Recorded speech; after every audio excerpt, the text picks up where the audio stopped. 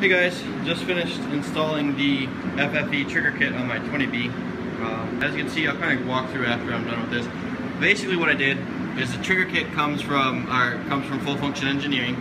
It comes with the cover, it comes with the Hall bracket, and I'll have the Hall sensor. I have that inside, but I'm not going to install it right now because I'm not technically wiring up the harness yet.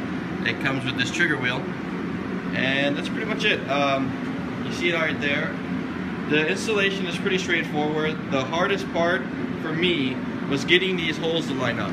Now, please keep in mind that they go on a certain way. So if you did it like I did the first time and got confused, like, wait a minute, the holes don't line up, I was getting all anxious and annoyed, and then I remembered, wait a minute, it goes on one specific way. So don't get discouraged if they don't line up. Just make sure you turn it and then it should line up. Usually take this off and line up the holes. It should pop right back on. Just remember how you get that, how you took this off. So as you can see, you take off the other pulleys and you just install it with the bolt kit they have. They have the bolts right here. They use hex keys or whatever you want to call them to bolt it on there. It comes with this bracket. This bracket is already pre-made. It has right here, this whole thing is assembled already. This is where the sensor sits in. And then you have that bolt that screws in. Now, there's two studs that you're gonna have to remove right here and here. They generally, what I use is, I use a little vise and just snap them on. This is what I removed, and that's what you're gonna remove too when you install this. So you remove these and you just screw them in. I haven't tightened anything yet, so it's maybe wobbly, but they have these little crush washers in them. I need to screw them in there. That's all I did to get it snug. The second hardest part, I guess, would be taking this cover off, or the CAS off, and that's right over here. What you do is you start by unscrewing. There's a cover that goes on here, and you unscrew the two Phillips screws, and you remove those. I kind of used the vise again just because I didn't want to strip anything, and I snapped the vise on it and just twisted them. It came out easy. And then if you look in here, you'll see two holes. There's two more Phillips screws in there that you have to remove. Those are also pretty easy. I used a medium-sized screwdriver. I mean, if you compare it to these, this is kind of it's that one. If that helps. Once you remove those screws, you have to slide a little bit. You can wobble it a little bit, and then you'll see a little gap. What I did is I twisted it, and I used a flathead screwdriver and slightly pulled up on it, and I just popped it off. And then, as you can see, it's over there. The installation for this cover, it's really snug fit. So what I did is I turned it a little bit, and I gave a little bit of effort to push it in, and then it snapped right in, or I should say slid right in. And then I just moved it over here. And there's this right here is also, it's actually a 10mm nut that you have to remove. There's a cap that goes over the nut. You also have to remove the stud. As you can see, this is no longer a stud. This is the bolt that's provided with the FFE kit. You remove that stud. Like I said, I used a vise too as the other one. Actually, here's the vise that I use, this mini one, just because you don't need this huge grotesque thing out there. I snapped it on there, removed the stud, slid this over, and it lined up pretty well. So screwed it in there. Like I said, this is not tight yet. I haven't tightened anything down, but I just wanted to show you guys what it looks like. That's the kit. Like I said, pretty straightforward. I haven't wired anything in yet because I'm still going to be wiring in the 1280 ECU. I've got tons of new sensors, so I'm just gonna make my whole new harness. It's gonna be easy, right? So now to kind of walk around what I'm doing, I've got the Extreme Rotaries electric water pump adapter. This thing came from Australia, and it took like a month and a half to get here. I don't know if that's fast, I don't know if that's slow. I've never ordered anything from Australia, but I thought it was pretty cool. It has -20 fittings, so when I get my AN hoses and everything for -20, it's gonna be pretty intense. It's gonna be all AN stuff.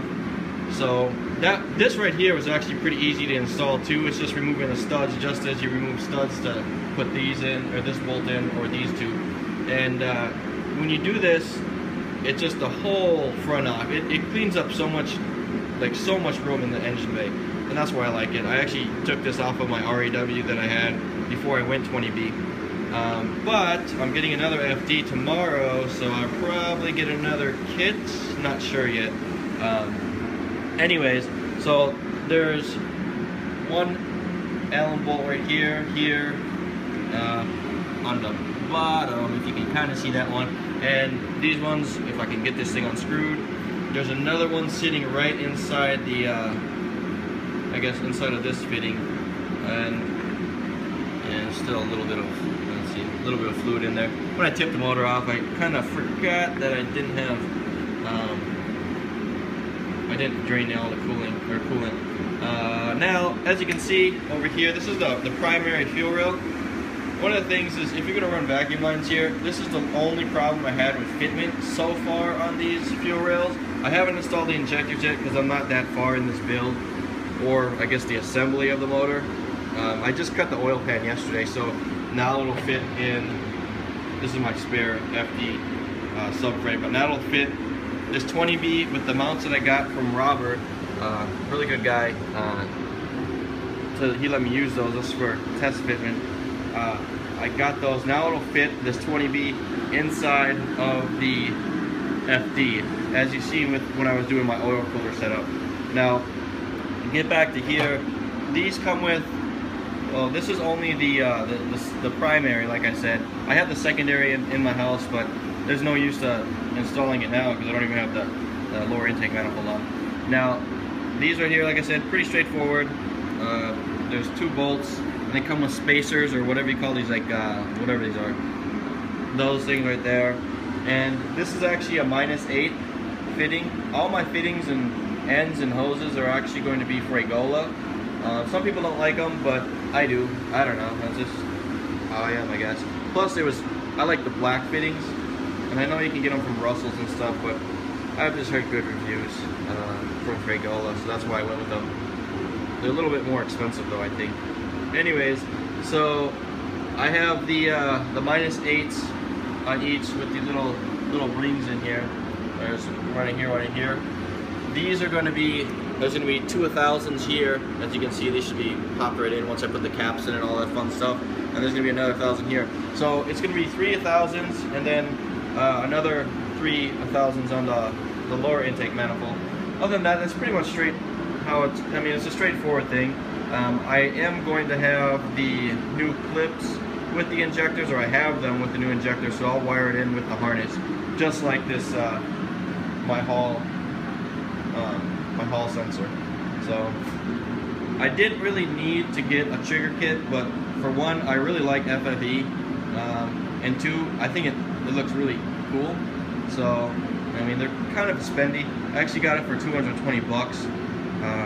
On their website they run for like 300, so I kind of got to hook up on that, but you know, it is what it is. You got to get hookups to build this stuff. But yeah, other than that, like I said, when I get closer to putting it in and when I weld up the oil pan so I can actually drop it in, well, seal it up and drop it in, I'll get more videos of it. But this is pretty much how it is. My 20B with the electric water pump adapter from Extreme Rotaries in Australia, and my full function engineering kit. I believe they're from Arizona, which I like keeping business inside the States, but hey, you gotta do what you gotta do when you're building rotaries. And my rams. Stay tuned, I'll have some more videos up, and I hope this helped understand kind of the process of removing and installing the FFE trigger kit for the 20B.